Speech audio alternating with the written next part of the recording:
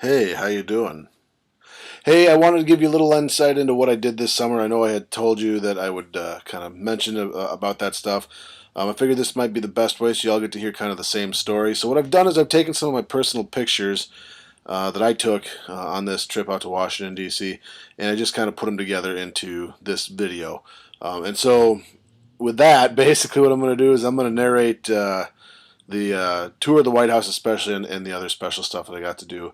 I've got some other stuff that was done professionally, and I'll show those to you sometime in class. But I just kind of wanted to give you an idea of what this was. I was really excited about it, and there's going to be a lot of things that we're going to do this year that are based off of this activity that I got. This a great, absolutely amazing opportunity that I had.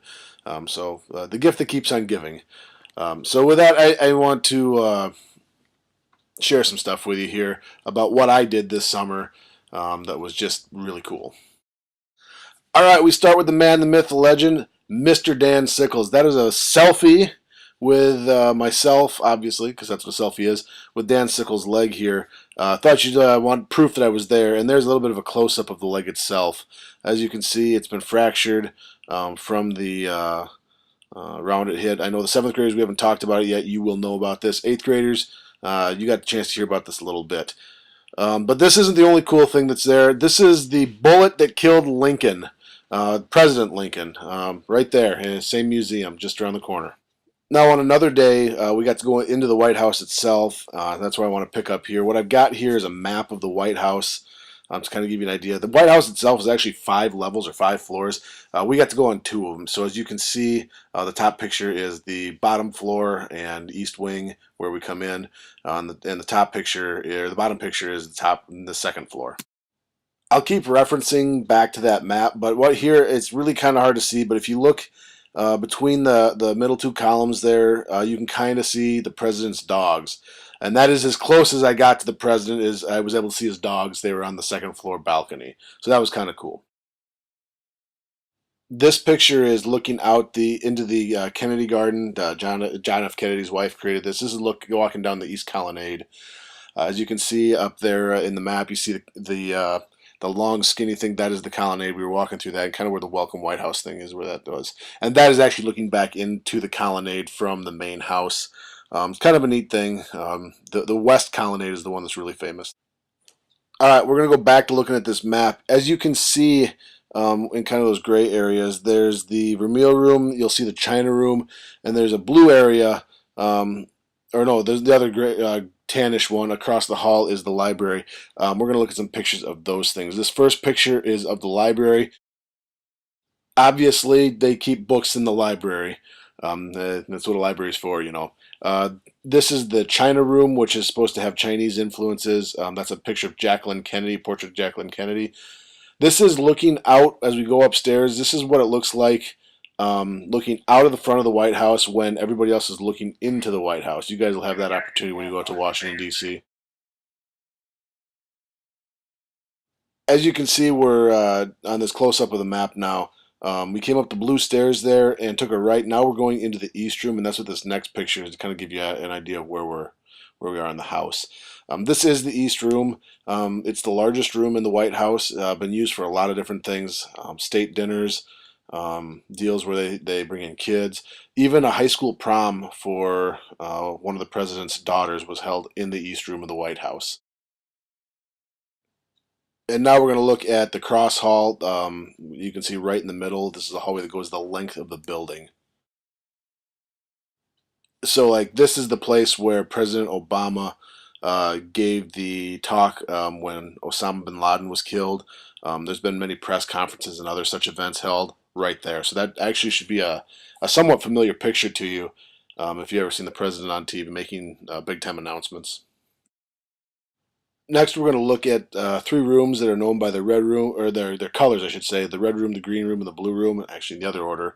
You'll see them here. We go green, blue, red, actually. So here you can see the green room. They gave us details on what the influences were. I don't remember them off the top of my head, but this is on the back side of the White House.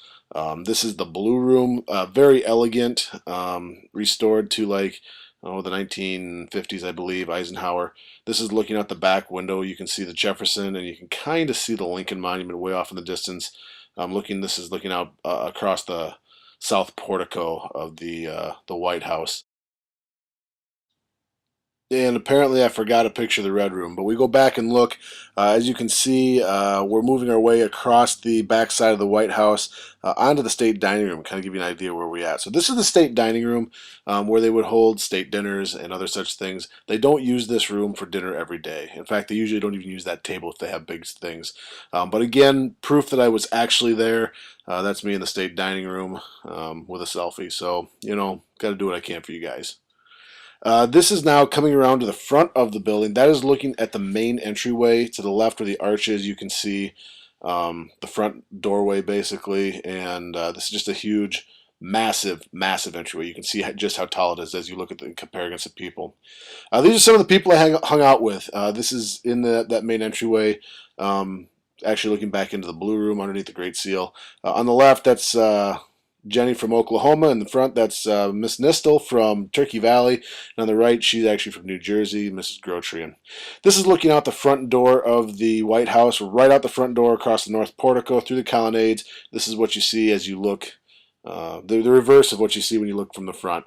And that's just kind of a neat angle, I thought, looking at the colonnade from the right. Well, from the right side from the house, but left side, I guess. Kind of neat.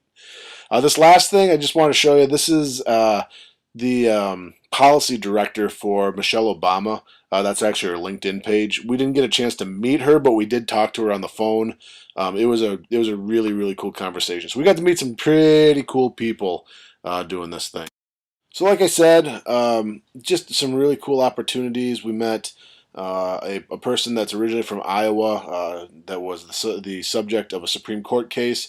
I've got pictures with her. Mary Beth Tinker is her name. The Tinker versus Des Moines Public Schools Supreme Court case, if you ever want to look that up.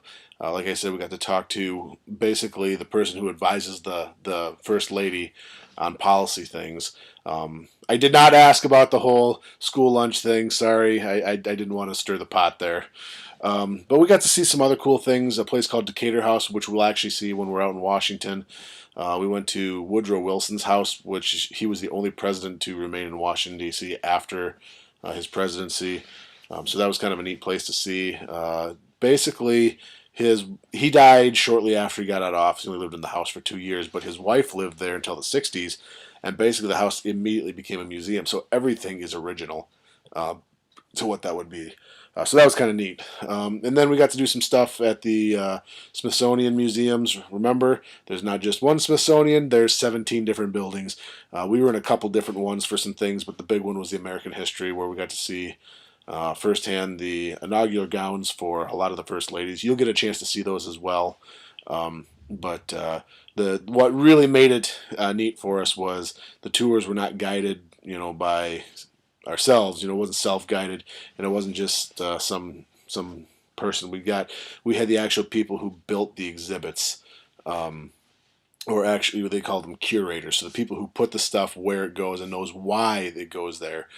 We had the curator of an exhibit at the archives on the Bill of Rights, which was amazing. We had a curator there for the one of the White House curators. There's 4 of them on staff. We had one of them come up and talk to us. And so it wasn't just a deal of what is that painting, but what is that painting? Who painted it? Why was it placed there? Which president requested it was there? What are the future plans for it? Just amazing things that you'd never have access to that kind of stuff. So all in all, a good trip. Like I said, I wanted to brag it up a little bit because it was cool. But the best part is you guys are going to directly benefit from this because of some of the context that I was able to make out there. So you're going to get to see some cool things. Photo-wise, we might be able to do some stuff Skype-wise, and there might be a field trip or 2 involved in it.